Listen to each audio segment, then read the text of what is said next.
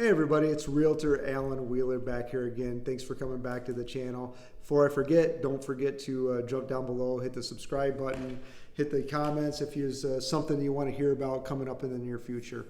Today we're going to take a quick little break on the neighborhoods in Kalamazoo, and we're going to talk a little more about how you get this process started if you're looking to buy a home.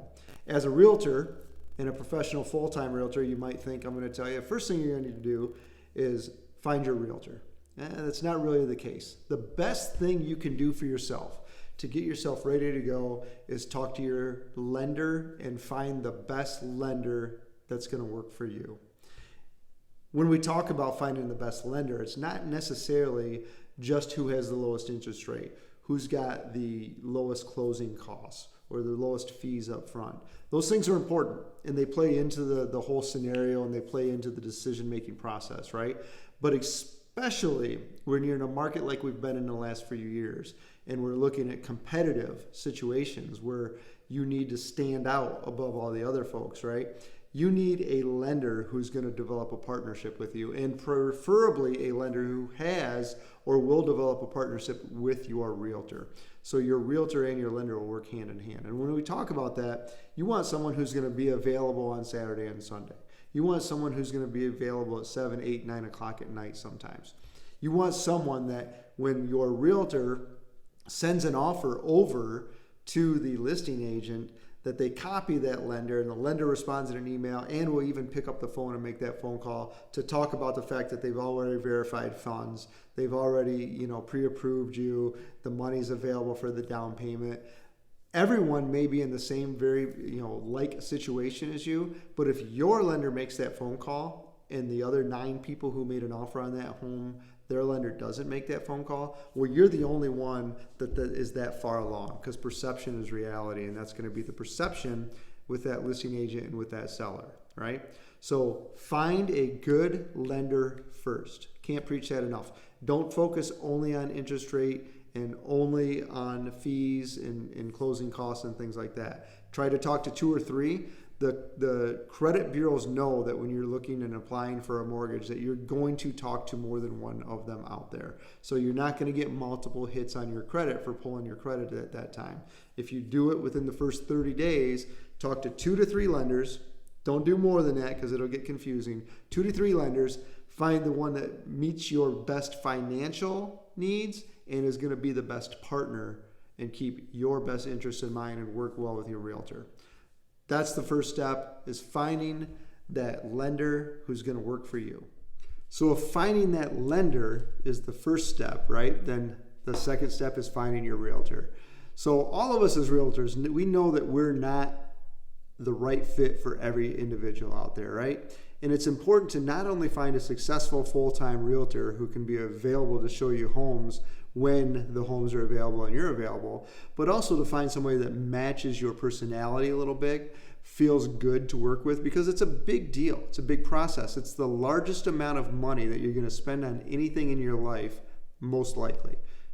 If you figure out how to buy a $250,000 Lamborghini and you only bought a $200,000 house, well, then I guess the car salesman gets the better end of that deal. But being it's the biggest purchase of your life, don't just go with any realtor. I suggest, if you don't know one, which everybody seems to, if you don't know one that you feel good about, talk to your people that you work with. Somebody that's bought a home recently. Who did they buy that home with? Why did they use that realtor?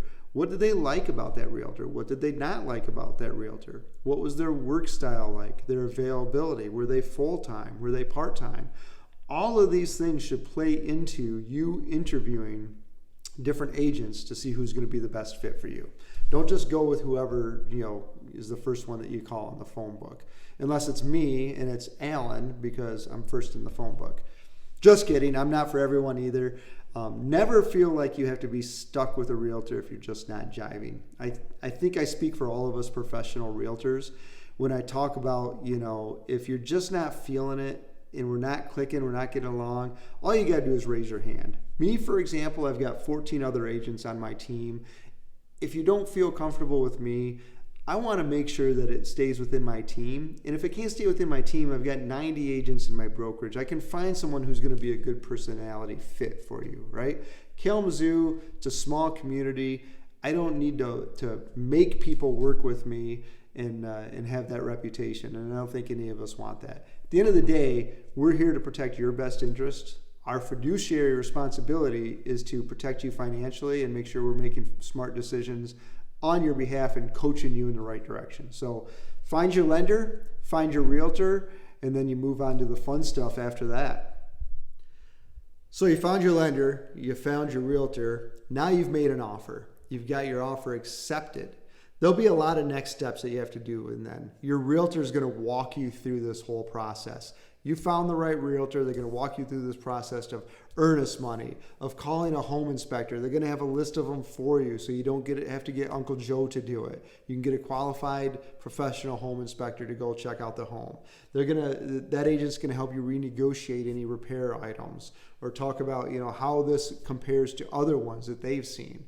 We as realtors, we do this 20, 30, 40, even 50 times a year. We know you're only doing this once every 3, 5, or 7 years, right? So understand that we see 20, 30, 40, 50 appraisals come through, home inspections come through, and we can really give you an idea of how this lines up compared to what's going on in the market originally. So finding that home inspector, I think, is a really great thing. I always recommend doing a home inspection. We all have ones that we're partial to that take care of our clients really well. Those probably range anywhere from $350 to $500, but it is very important. Even if you write an offer that you're not going to ask for repairs, you want to ensure that they don't find any major stopping points. You're more than likely buying a used home. And if you're buying a used home, just expect that there's going to be a laundry list of projects that you're going to have to work on, right? But we want to take a time out if there's any showstoppers, if there's any health, safety, or structure issues. So if there's a mold in the attic and it needs to be abated, we want to take a time out and talk about that. If there's a foundation issue, we want to take a time out and talk about that. Or if there's a safety issue, if the deck is about to fall down, we want to take a time out and talk about that. We're not going to nitpick. We're not going to talk about GFCI outlets, a little bit of a leaky faucet, a drain that doesn't drain well. Those are pretty normal things that you're going to expect when you buy a used house. But assure you that making sure we do an inspection is detrimental to buying a new home. Even a brand new home should have an inspection, because even those, just like a brand new car, you could drive it off the lot, right, and end up having it towed 20 miles down the road. So do that home inspection, gives you a list of projects that you have to do, and it assures that we make sure we note or notice if there are any game stoppers that are severe problems that are health, safety, or structural issues. Outside of that, your agent, your closing coordinator, your director of operations, if they have it, they're going to walk you through the rest of the process, get you to the closing table, get you those new keys, and then we'll see you again in 5 to 7 years when you're ready to sell that home and move on to your next bigger one. Hope this was helpful. Feel free to comment below if you've got some additional questions or give me a shout. Hope we can work with you soon. Have a great day, and we'll talk to you soon.